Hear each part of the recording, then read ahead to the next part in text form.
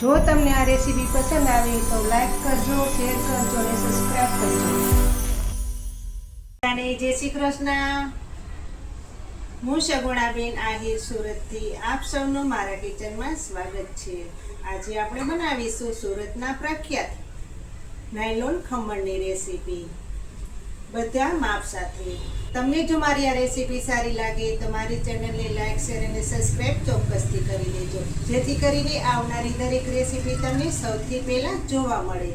તો ચાલો બધા માપ સાથે નાયલોન ખમણ બનાવવાની શરૂઆત કરીએ. આપણે નાયલોન ખમણ બનાવવાના છે તો તેના માટે આપણે ગમે તે એક વાટકાનું માપ સેટ કરી લેવાનું છે. જો માપ બરાબર હશે તો નાયલોન ખમણ બિલકુલ દુકાને મળે તેવા જ તૈયાર થશે. તો તેના માટે મેં અહીં એક વાટકો ચણાનો લોટ લીધેલો છે. આ લોટને મેં દબાવીને નથી ભરેલો, જેટલો ડબ્બામાં હામ્યો તેટલો જ નાખેલો છે. ને લોટ તમે ગમે તે બેસન લઈ શકો છો. તો આ લોટને પહેલાં આપણે ચારી લેશું. લોટ હંમેશા ચારીને વાપરવાનો, એ ખાસ યાદ રાખવાનું, જેથી કરીને લોટની અંદર જે ગાંઠા હોય તે ભાંગી જાય.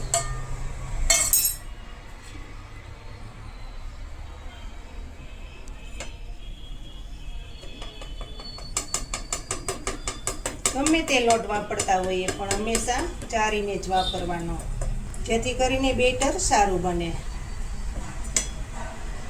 જે આ ગાંઠા છે તેને પણ આપણે ચમચી વડે ભાંગી લેશું.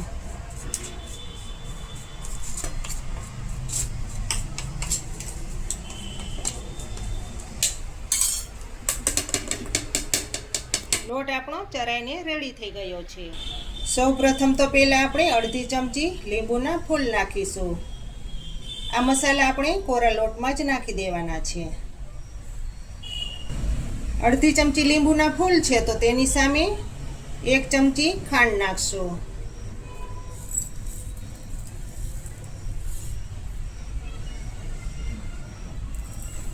ખટાશને બેલેન્સ કરવા માટે 1 ચમચી નમક નાખશું. 2 ચમચી જેટલું આપણે તેલ નાખીશું.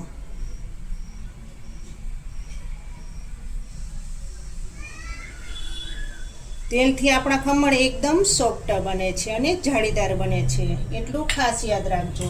હવે આપણે પાણી નાખીશું. માપ બરાબર જ લેવાનું છે.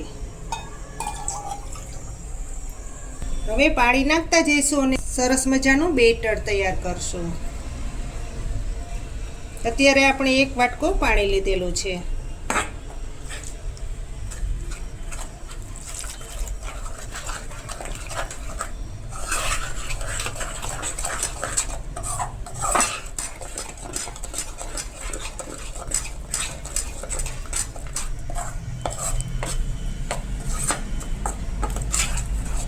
જે આપણે લોટ ચારીને વાપરશું એટલે જોઈ શકો છો ને, ગાંઠા બિલકુલ નથી રહ્યા.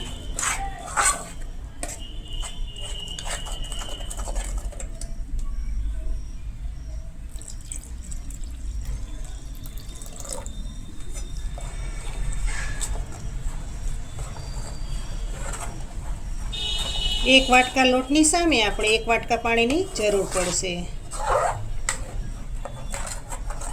બેટરને વધારે ઘાટું પણ નથી રાખવાનું અને વધારે પતલું પણ નથી રાખવાનું, મીડિયમ રાખવાનું છે.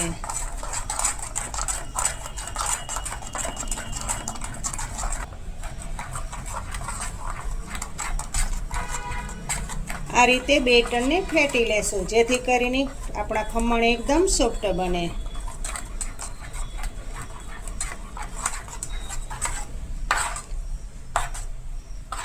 આ રીતનું બેટર રાખવાનું.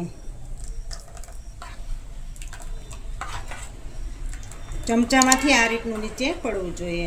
આપણે આ બેટરને 10 મિનિટ રેસ્ટ આપીશું. ત્યાં સુધીમાં આપણે પાણી ગરમ કરવા મૂકી દઈએ. આપણે નાયલોન ખમણ બનાવવા માટે મોટી કઢાઈ લીધેલી છે, તેમાં નાયલોન ખમણ બનાવશું. ગેસ ચાલુ કરશું અને કઢાઈમાં લીધેલું પાણી ગરમ કરી લેશું. ખમણ બનાવવા માટે આપણે એક ચોકી લીધેલી છે. તમે કોઈ પણ ઊંડું વાસણ લઈ શકો છો. તેમાં પહેલાં આપણે તેલ લગાવી દઈશું.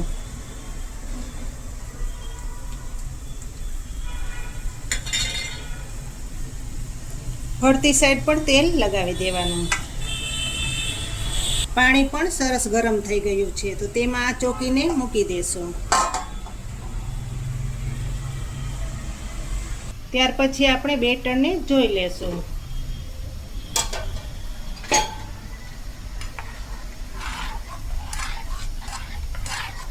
બેટર આપણું રેડી થઈ ગયું છે.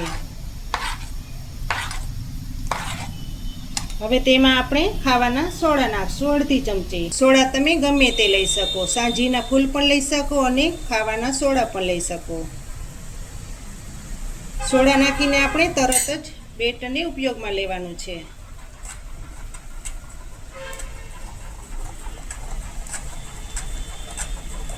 હજુ થોડીક વાર ફેટી લેશું, જેથી કરીને લોટના કણકણમાં હવા ભરાઈ જાય.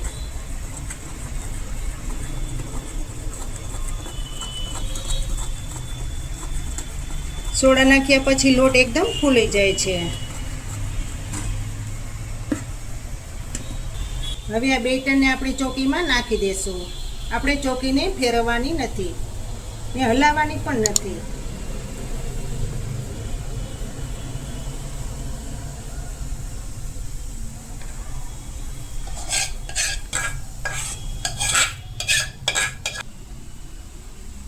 આપણે ચોકીને હલાવવાની નથી, એટલું ખાસ યાદ રાખજો.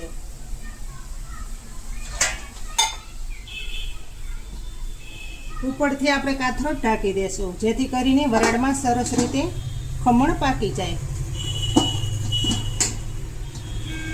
15 મિનિટનો સમય લાગે છે. ખમણને 15 મિનિટ થઈ ગઈ છે, તો હવે જોઈ લઈએ. એવું લાગે છે કે ખમણ હાઈ ક્લાસ રેડી થઈ ગયા છે, તો હવે આપણે જોઈ લેશું. આ રીતની કાંટા ચમચીથી આપણે ચેક કરી લેશું.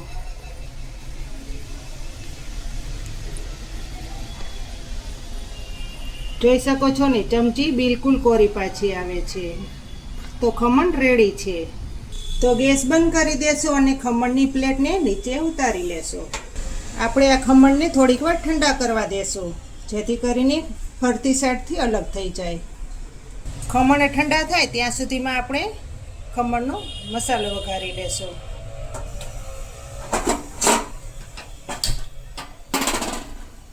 આપણે આ દાળનો વઘાર કરવાનો વઘારીઓ લીધેલો છે. વઘારિયામાં આપણે અડધું પાવનું તેલ નાખીશું. તેલ ગરમ થઈ જાય તે પછી આપણે અડધી ચમચી રાઈ નાખીશું.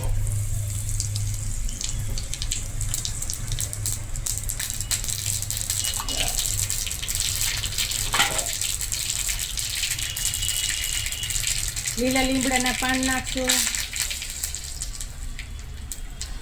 મરચાના ટુકડા નાખી દેશું.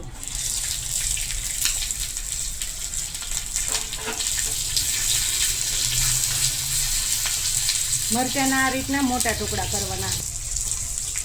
મરચાને આ રીતે ચોપ્ટ થવા દેવાના.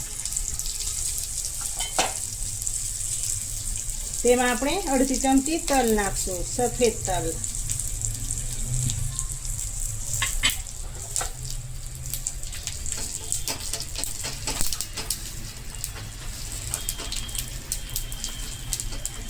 તલ સરસ રીતે ફૂટી જાય પછી આપણે તેમાં રસો બનાવવા માટે પાણી નાખશું.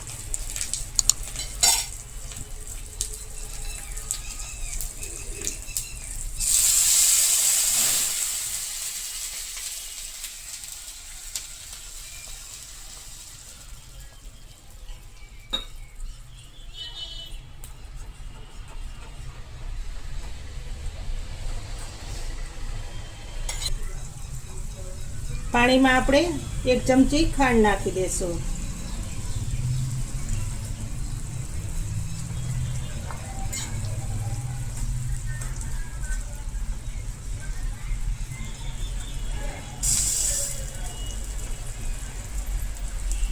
આ પાણીથી જ આપણા ખમણ એકદમ સોફ્ટ બને છે અને જાળીદાર પણ બને છે.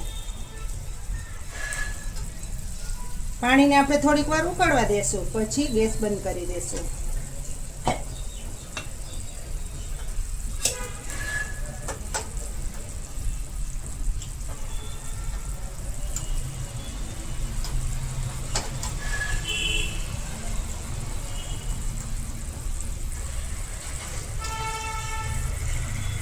હવે ગેસ બંધ કરી દેશું. મસાલો રેડી છે.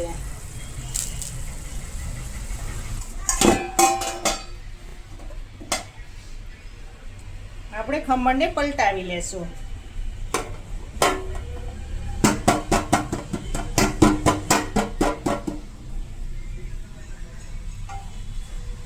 જોઈ શકો છો ને, ખમણ બિલકુલ દુકાને મળે તેવા જ તૈયાર થયા છે. તો હવે કટ કરી લેશું.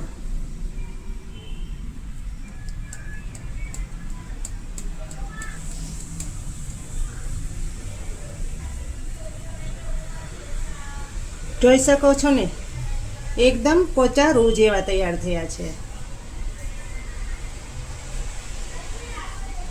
એકદમ જાળીદાર, દુકાનને પણ ટક્કર મારે તેવા ખમણ તૈયાર થયા છે.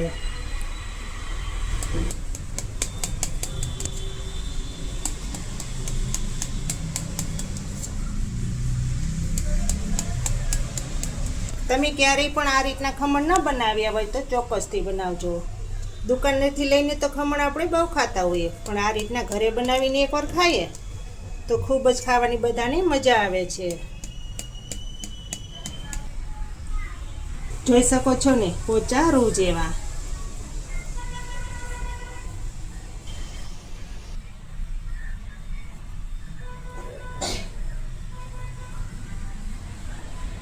હવે આ ખમણનો આપણે ચટપટો વઘાર કરી લેશું.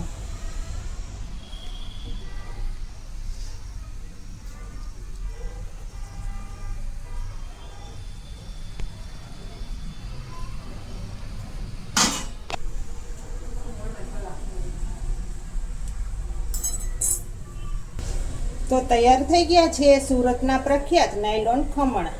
આ ખમણ ગ્રીન ચટણી સાથે ખાવાની ખૂબ જ મજા આવે છે. તમે પણ આવી રીતના ખમણ ઘરે ચોક્કસથી બનાવજો, બધાને ખૂબ જ ખાવાની મજા આવશે. તમને જો આ નાયલોન ખમણની રેસીપી સારી લાગે તો મારી ચેનલને લાઇક, શેર અને સબસ્ક્રાઈબ ચોક્કસથી કરજો, જેથી કરીને આવનારી દરેક રેસીપી તમને સૌથી પહેલાં જોવા મળે. તો ફરી મળીશું એક નવી રેસીપી લઈને. ત્યાં સુધી જય શ્રી કૃષ્ણ, જય માતાજી. જો તમને આ રેસીપી પસંદ આવે તો લાઈક કરજો, શેર કરજો અને સબસ્ક્રાઈબ કરજો. ચોક્કસથી તમે આ રેસીપી બનાવજો.